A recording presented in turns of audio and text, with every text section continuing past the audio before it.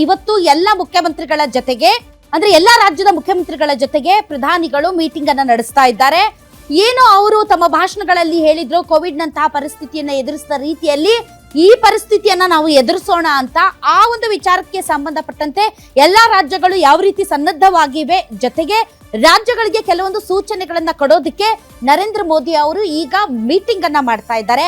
The same time ಈಗ ಅವರು petrol ಮತ್ತು ಡೀಸೆಲ್ ಮೇಲೆ ಏನು ಅಬಕಾರಿ ಸುಂಕ ಇದೆ, ಕೇಂದ್ರ ಸರ್ಕಾರದ ಟ್ಯಾಕ್ಸ್ ಏನಿದೆ ಅದನ್ನ ಪೆಟ್ರೋಲ್ ಮತ್ತು ಡೀಸೆಲ್ಗೆ ಸೇರಿ 10 ರೂಪಾಯಿ ಕಡಿಮೆ ಮಾಡಿದ್ದಾರೆ.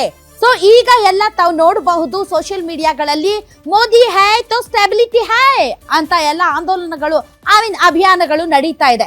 ಆಕ್ಚುಯಲ್ ಆಗಿ ನಿಜಕ್ಕೂ ಕೂಡ ಇದು ಜನರಿಗೆ, ಸಾಯ್ತಾ ಇರೋರಿಗೆ ಒಂದು ಹನಿ ಬಾಯಿಗೆ ನೀರು ಬಿಟ್ಟಂಗ ಅಥವಾ ನಿಜಕ್ಕೂ ಕೂಡ ತುಂಬಾ ದೊಡ್ಡ ಇಂಪ್ಯಾಕ್ಟ್ ಮಾಡುವಂತಹ ಟ್ಯಾಕ್ಸ್ ನಲ್ಲಿ ಕಡಿತಾನ ಅನ್ನೋ ವಿಚಾರಕ್ಕೆ ಸಂಬಂಧಪಟ್ಟಂತೆ ಮತ್ತು ಯುದ್ಧ 1 ತಿಂಗಳ ಹತ್ತತ್ರ ಬಂತು. 29ನೇ ದಿನ ಇವತ್ತು. ಯುದ್ಧ ನಿಂತಿದ್ಯಾ?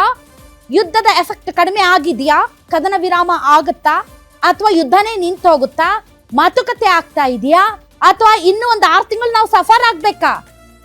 ಅದೇ ರೀತಿ ನಮ್ಮ ರಾಜ್ಯದ ನಾಯಕರುಗಳಿಗೆ ತೈಲ, LPG, ಜನ, ಫ್ಯಾಕ್ಟ್ರಿಗಳು, ತರಕಾರಿ ಎಲ್ಲ ರೈತರು ಬೀದಿಗೆ ಹಾಕಿ ಪ್ರತಿಭಟನೆ ಮಾಡ್ತಾ ಇರೋದ್ರ ಬಗ್ಗೆ ಚಿಂತೆ ಇಲ್ಲ. IPL ಟಿಕೆಟ್ ಬಗ್ಗೆ ಚಿಂತೆ. IPL ಟಿಕೆಟ್ಗೋಸ್ಕರ ಅಧಿವೇಶನದಲ್ಲಿ ಜಗಳಾಡ್ತಾ ಇದ್ದಾರೆ ನಮ್ಮ MLAಗಳು. ವಾವ್, ನಿಜವಾಗ್ಲೂ ಇಂಥ ಚರ್ಚೆಗಳಾಗ್ಬೇಕು. ಯಾಕಂದ್ರೆ ಮುಖ್ಯಮಂತ್ರಿಗಳಾದಿಯಾಗಿ ಎಲ್ಲರೂ ಕ್ರಿಕೆಟ್ ಫ್ಯಾನ್ಸ್ ಅಲ್ಲ ಪಾಪ, ಅವ್ರಿಗೆ ಫ್ರೀ ಟಿಕೆಟ್ ಬೇಕು.